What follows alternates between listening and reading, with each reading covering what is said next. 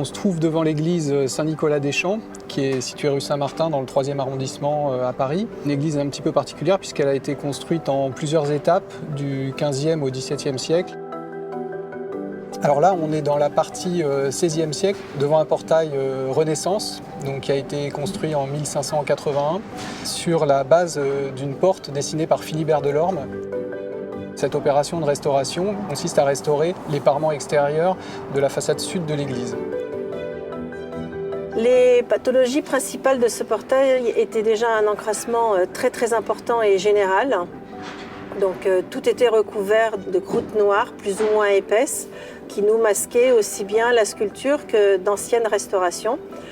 Avant d'intervenir sur le portail, on a d'abord commencé à faire un état sanitaire, puis une préconsolidation de toutes les parties qui étaient pulvérulentes, de toute la pierre pulvérulente. Ensuite, on a commencé le nettoyage, qui est ce qu'on appelle un gommage à sec. Donc, on a des machines, on envoie une poudre très fine à très faible pression pour respecter au maximum la pierre et en cherchant aussi à conserver le badigeon. Mais suite au nettoyage, on s'est rendu compte que parfois 50% d'un élément, en fait d'un chapiteau ou d'une guirlande, était fait d'anciens ragréages, très marron, d'une texture et d'une tenue qui n'est pas du tout conforme à la pierre. L'intervention consiste à enlever un ancien ragréage et de mettre notre propre ragréage qui était en harmonie avec le mouvement de la sculpture. C'est un mélange sous forme de poudre qu'on teinte avec des pigments naturels qui nous permettent en fait de teinter progressivement et d'obtenir la vraie couleur en fait de la pierre.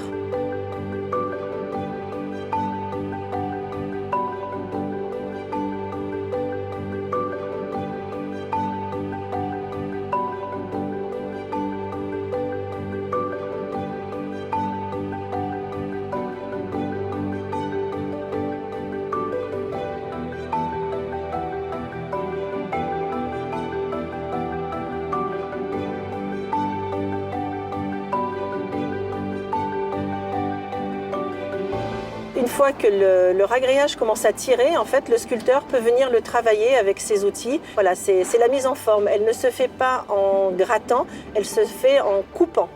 Ce qui est très important pour le rendu et aussi bien esthétique que la couleur. C'est un portail qui est exceptionnel par ses qualités architecturales et par la finesse de son décor sculpté. Il faut savoir qu'un édifice comme celui-ci, la moindre petite fuite ou entrée d'eau peut entraîner une perte de décor magnifique de façon irréversible. C'est une opération qui est quand même relativement classique dans la méthodologie, le type de restauration.